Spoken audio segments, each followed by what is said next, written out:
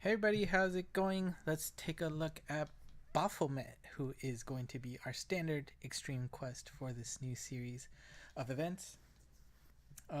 Basically, just bring a Pierce party. There are no gimmicks to worry about, so as long as you bring strong Pierce monsters, you should be set. Now, what's the gimmick here? As you can see, there are switch panels, and it's in the middle of all of those bounce obstructors. And as you just saw right there, it's going to be the target of a bomb. So what's going to happen if you hit that switch panel too early or go in at the wrong angle? Well, you'll turn into a bounce type, you'll hit the bounce obstructor, and then end up stopping right there.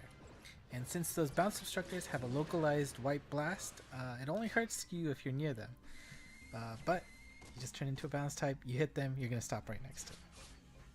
So it's all about pathing. Make sure you see the path and do not cross the switch panels too early. You want to try and get rid of those bounce obstructors as quick as possible.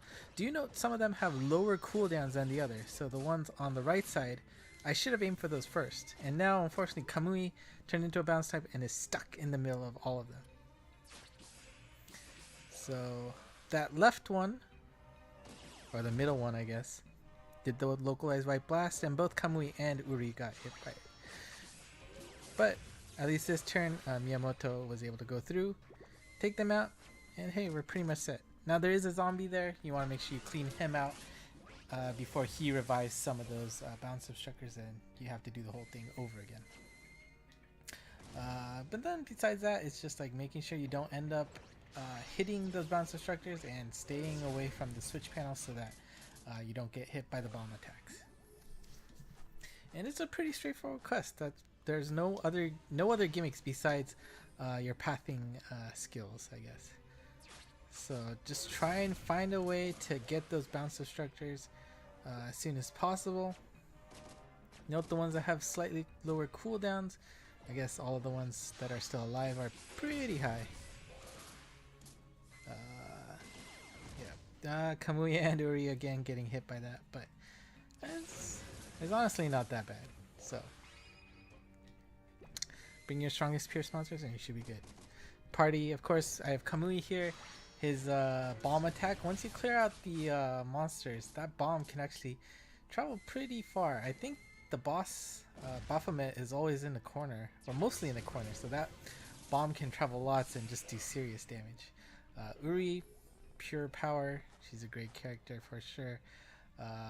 Miyamoto, he has the Slayer on him, so that should help out. And actually, if you have the Evo form, it's either L or XL Slayer on the Dark, so you can do even more damage that way. And last but not least, Juliet is just powerhouse, so bringing her along is going to be great. Now, unfortunately, Juliet ends up being in a pretty poor position there, starting right on the switch panel, so we're not going to be able to do any damage with her. That's okay. Kamui can pick up the slack there. Okay, maybe not that great. Looks like Kamui is a little bit under the one punch line. I think probably if you don't have a killer, you're not going to be able to cross that line. But I don't think I'm going to be on the switch panel. Yep. So we can just do solid damage to the boss. And hey, we got rid of the bounce obstructor there. And then there you go. If you don't kill the zombie, you're going to have to deal with these bounce obstructors again.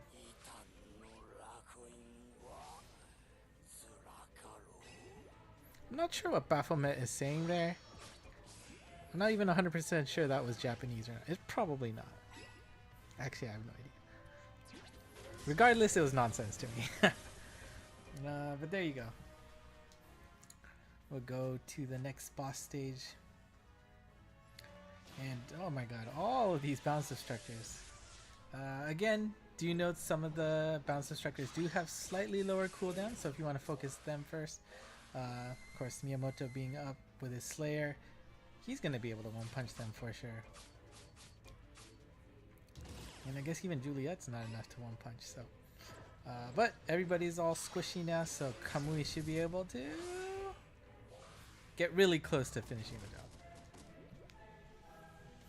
But now, you know, let's get rid of the zombie. We got rid of the bounce obstructor, and hey, it is now free range to attack Baphomet.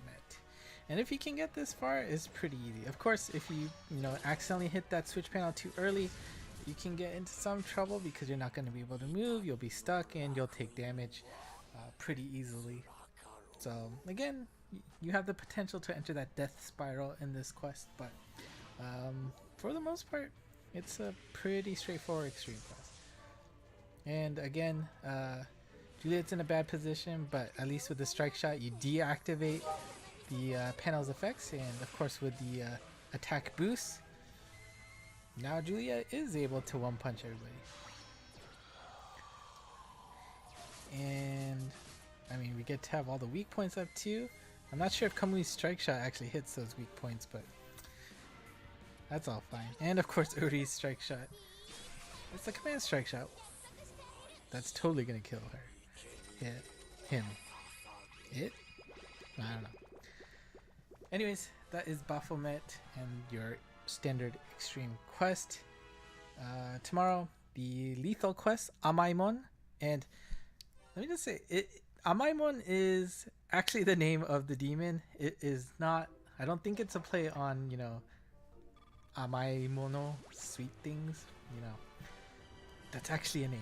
So I'll figure out what's the English pronunciation tomorrow, I guess. But there you go, that's Baphomet. Look forward to the video tomorrow, and until then, bye bye.